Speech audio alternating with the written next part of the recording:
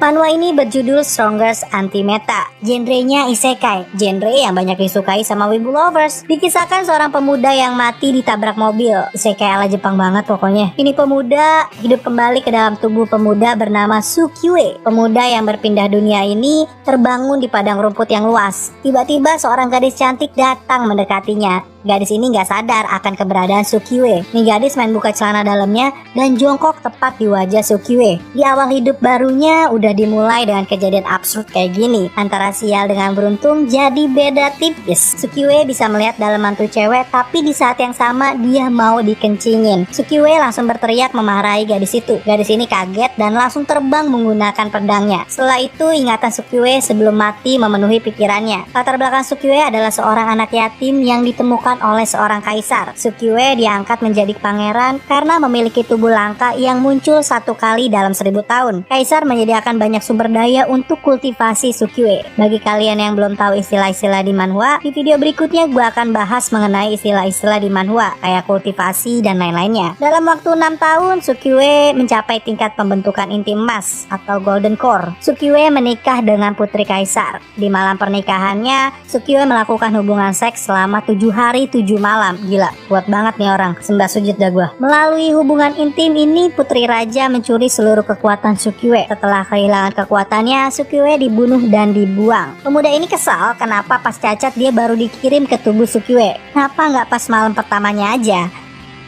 Gadis yang mamerin pantat ternyata balik lagi dan menyerang Sukyue. Gadis ini merasa dilecehkan oleh Sukyue. Sukyue teringat bahwa dirinya adalah seorang pangeran. Dia menunjukkan emblem pangerannya dan menggeretak gadis ini. Gadis itu menjadi takut karena menyerang pangeran. Tiba-tiba layar notifikasi muncul di depan Sukyue bahwa Sukyue telah mengaktifkan sistem menggeretak. Dengan geretakannya, Sukyue mendapat 1 poin. Lalu muncul layar profil dirinya berisikan nama pemain, jenis, keahlian, poin, kemampuan, karir, dan status. Karena sistem mendeteksi bahwa Sukyue masih lemah, sistem memberikan hadiah yang besar. Dengan ini, Sukyue sadar semakin banyak dia menggertak, dia akan mendapatkan banyak poin. Sukyue mencoba menggertak lagi gadis itu dan berkata bahwa dia adalah kultivator berbakat dan menantang gadis itu. Lalu 1 poin gertak ditambahkan ke dalam sistem. Sekarang Sukyue yakin bahwa sistem ini benar-benar nyata. Sistem ini akan membantu Sukyue untuk menaklukkan dunia. Kembali dia mengecek sistem dan membuka hadiah yang diberikan kepadanya. Dari sini Sukyue mendapatkan pil XP yang apabila dimakan dia mendapatkan 10.000 XP. Lalu hadiah lainnya adalah teknik Immemorial 5 Elements tahap awal. Dan ada juga 2 jimat Divine Travel, di mana jimat ini mampu menteleport dirinya sejauh 5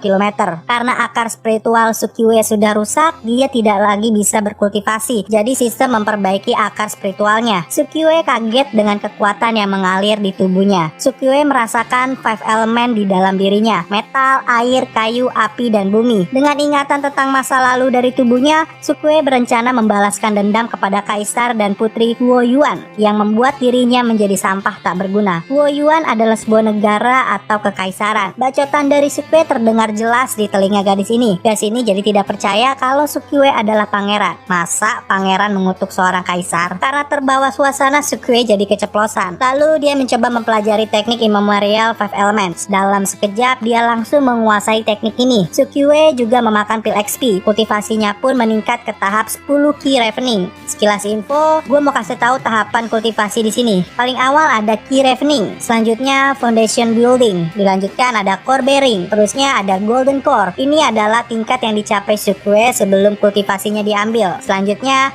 Original Infant Transformation, Void Ravening, From Synthesis, dan masih ada lagi di atasnya. Setelah mendapatkan kekuatan, gadis itu tiba-tiba menyerang Sukyue dengan pedangnya. Sukyue menggunakan teknik Immemorial 5 Elements, yaitu elemen air, untuk menepis pedang. Gadis itu kaget dengan kemampuan Sukyue. Bergegas, Sukyue menyerang balik gadis ini dengan menjeratnya. Karena dari awal dia dikatain mesum terus, Sukyue merasa kenapa nggak sekalian aja dia menjadi seperti yang dikatakan gadis ini. Sukyue dengan muka bejatnya mencoba memperkosa gadis ini. Gadis ini berteriak, Tapi Sukyue membiarkannya karena tidak ada yang bakal mendengarkan teriakan itu. Sebelum Sukyue berhasil melakukan aksi bejatnya, master atau guru nih cewek datang menolong. Dengan sihir api, master ini menyerang Sukyue. Dengan cepat Sukyue menghindar serangan api itu. Sukyue berhasil kabur dengan elemen tanahnya. Master itu kaget betapa cepatnya Sukyue. Lalu gadis ini menceritakan kepada gurunya bahwa Sukyue mengaku sebagai seorang pangeran. Nih master nggak percaya karena yang dia tahu kultivasi pangeran berada di tingkat Golden Core, sedangkan pria di hadapannya hanya tingkat 10 Key Ravening. Master ini tidak melanjutkan serangannya, tapi dia memberikan cambuk pengikat dewa kepada gadis itu untuk menangkap Sukyue. Dengan cambuk itu gadis ini menyerang Sukyue. Sayangnya setiap serangan itu tidak berhasil menyentuh Sukyue, tapi semakin lama Sukyue semakin terdesak. Saat hampir tertangkap, Sukyue menggunakan jimat Divine Travel untuk kabur. Sebelum itu dia mengancam akan membalas ini setelah menjadi kuat. Lalu Sukyue menghilang. Master itu kaget dengan menghilangnya Sukyue. Dia berpikir Sukyue menggunakan jimat teleportasi yang sudah lama hilang dari dunia ini. Sukyue berteleportasi ke suatu tempat yang ternyata adalah ruang harta dari sekte Tianwu, sekte dari gadis yang menyerangnya. Sukyue mendapat rezeki nomplok. Dia jadi kaya sekarang. Sukyue bertanya kepada sistem tentang sesuatu yang bisa digunakan untuk menyimpan barang. Sistem memberikan tempat penyimpanan spesial kepada Sukyue. Dengan cepat Sukyue mengisi penyimpanannya. Masih ada yang tersisa di ruang harta, tapi penyimpanannya telah penuh. Karena nggak mau rugi, pil yang nggak bisa masuk ke dalam penyimpanan langsung dimakan oleh Sukyue. Saat memakan pil, murid Tianwu datang. Rencananya murid ini akan mengambil pil Juyuan. Bukan pil yang ditemukan murid ini, melainkan Sukyue yang lagi sibuk makan semua pil yang ada. Murid ini mengarahkan pedangnya ke arah Sukyue. Sukyue dengan sombong mengancam murid ini karena mengarahkan pedang kepadanya. Saat Sukyue ingin menyerang, Sukyue terhenti dan memuntahkan darah dari mulutnya. Ternyata dia mengalami overdosis dari pil Juyuan. Pil Juyuan menghasilkan spiritual ki. Karena kebanyakan makan pil, ki di dalam tubuh Sukyue jadi berlebihan yang tidak mampu ditahan oleh tubuhnya. Sistem menyarankan untuk mengaktifkan pemulihan diri otomatis yang akan mengkonsumsi 1 poin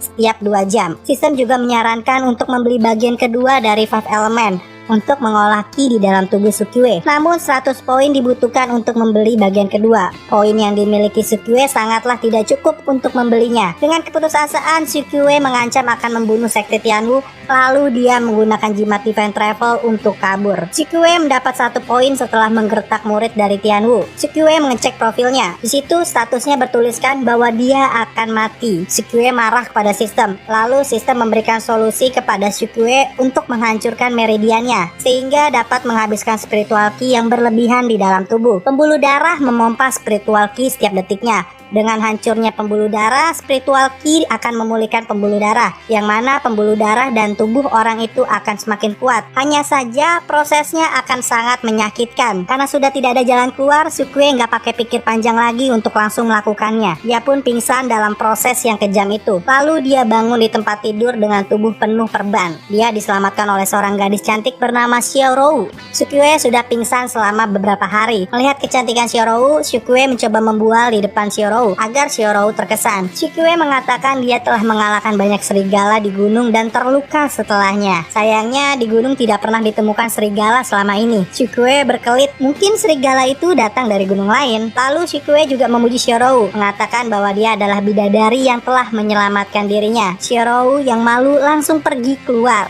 Dari sikapnya itu, Sukyue malah mendapatkan 2 poin. Sukyue berpikir bahwa dia akan mengatakan lagi kepada Xiaorou bahwa Xiaorou adalah wanita yang cantik agar dia bisa mendapatkan banyak poin. Lalu dia mengecek profilnya kembali. Terjadi perubahan di kultivasinya. Dari tahap awal menerobos ke tahap menengah. Tampaknya ini terjadi setelah dia menghancurkan meridiannya. Dengan poin tersisa, Sukyue menyembuhkan dirinya. Seluruh lukanya telah sembuh dalam beberapa jam. Perban yang menyelimutinya juga sudah dilepas semuanya. Kini tubuhnya tidak tertutup lagi oleh sehelai kain pun. Tiba-tiba Xiaorou masuk ke kamar melihat tubuh telanjang Sukyue. Xiaorou menutup kembali pintu kamar dengan cepat dan langsung pergi. Sukyue pun panik dengan momen tak terduga ini.